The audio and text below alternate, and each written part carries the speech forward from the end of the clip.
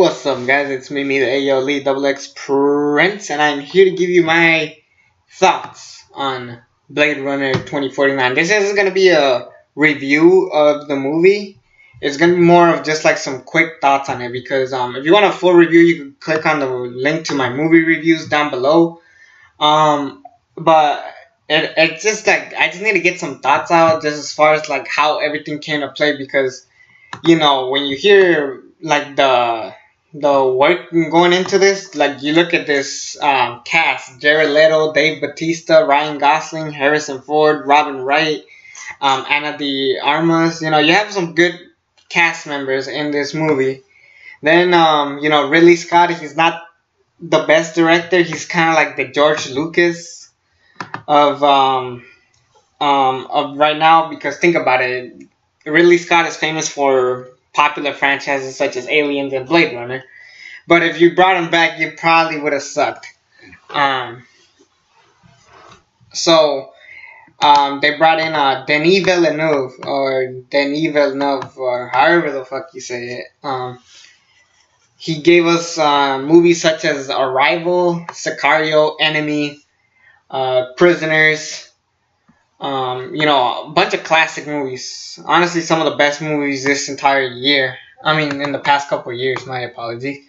So then he brings Blade Runner, and I'm thinking this is gonna be the biggest blockbuster. It's gonna make bank, and it did not make as much bank as we all thought it was. This movie is like 2 hours and 40 minutes. Almost 3 hours, you could say. And obviously not a lot of people are gonna for the casual fans, it's just gonna be like they want to go and have fun at the movie theaters. This is just gonna be like just them kind of sitting there, just kind of like bored, just dozed off and whatever. In my case, for a guy who, I was kind of that guy that was kind of dozed off through the movie because it was kind of long and I didn't understand it because for a majority of the movie, you just follow Ryan Gosling's character, played Officer K. Throughout the whole movie, it's just him trying to find Rick Deckard for majority of the movie, and then the second hour, that's when it all comes up to play, with all the stuff going on. I'm not gonna spoil the movie. I'm just gonna give you some quick thoughts of I'm not gonna give away the ending or none of that. And it just got me thinking, like, shit, like, this is a pretty long movie. And once you pick up to, like, the second hour-ish, that's when it starts picking up. And then that's when you are, like, super invested with everything going on. And, you're blessed. And then I'm thinking about that first hour, like, did it drag or was it like that? Now, I actually saw this movie last week, but I got a chance to see it again. And I gotta say that this movie was incredible. From the top to bottom, not a single moment is dull. Everything comes to the end. Everything just culminates well. The story is there. The characters develop well. The villain worked. Everything is there for a reason. Not a single moment is wasted. Not a single time is wasted.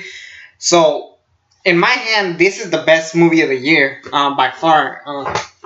There's movies, there's Baby Driver, there's Planet of the Apes 3, there's Logan, there's Get Out, there's Split, all those movies, but nothing's gonna top what this movie did. It wasn't a movie for you to have fun. It was a movie for you to think, and if you know what you're getting yourself into, then yes, this is in fact a great movie. Now, some people might be thinking I'm fanboying because I am a massive fan of the first Blade Runner. And honestly, I don't think you need to be a Blade Runner fan to go into this and be amazed. It does take a while to just think of everything that's going on, but I think that's what Blade Runner tries to make you do. They make you want to think. They make you want to, think about what you're watching, think about what you're doing, and it works well. I really appreciate it.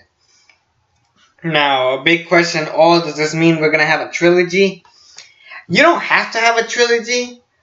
If we do have a third movie, I'm cool with it. if it's done right and everything, and if you got like another great director, like I like Denis Villeneuve, but I'm pretty sure he does not want to come back exactly for this. I think what you want to do is get a different director. Let's say, I don't know.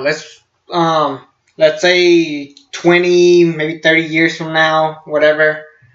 And maybe it doesn't even have to be that long. Maybe 10 to 15 years at most. We have a sequel to this movie, or a culmination of a trilogy or whatever.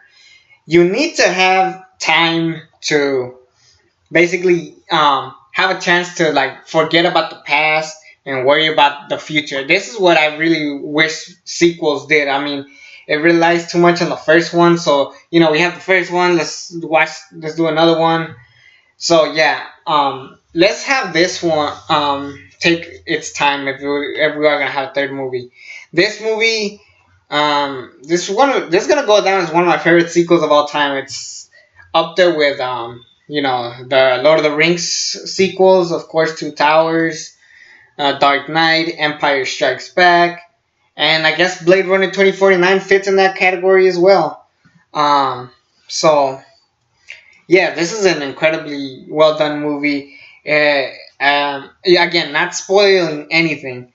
But Ryan Gosling is a star in this movie. I liked him a lot in The Nice Guys and La La Land last year.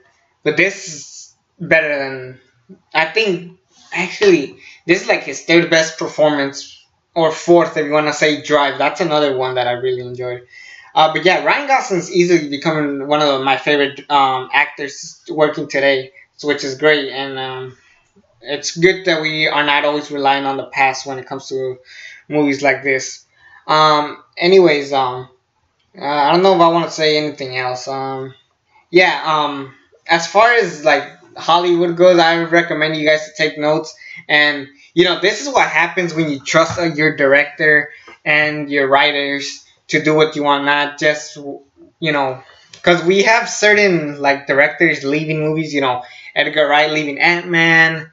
I forgot who, but they left the Flash, the guy who directed Dope. Directors are just leaving. Mel Gibson left Suicide Squad too. Damn. Ben Affleck left the Batman. Let directors do what they want. I mean, I've mentioned this in previous Star Wars videos, but yeah, if you let them be who they are, you are guaranteed to have a masterpiece such as this one. I think this is a must see. Now, I will say, yeah, you will be kind of exhausted and tired, but if you pay attention to everything that's going on, you'll be happy. And I'm really glad with the cinematography in this movie. Unlike the first one, they didn't just travel in LA, they traveled the entire world, and we got to see other places of the world. So I really enjoyed it. I highly recommend you to at least watch it sometime in the future, because this is definitely going to go up there as one of the classic, one of the greats, and I really appreciate it. I think this is Denis Villeneuve's best work, because he got a chance to direct a franchise, something part of a franchise, and still be him, So I think this is his biggest masterpiece for me. So anyways, that would be it. I just want to give you some quick thoughts. If you want like a full-on review, again, go to my website and go to the movie reviews and you'll see it. Anyways, it's me, the ALE XX Prince. Subscribe to this channel if you haven't already. And until then, I'm out.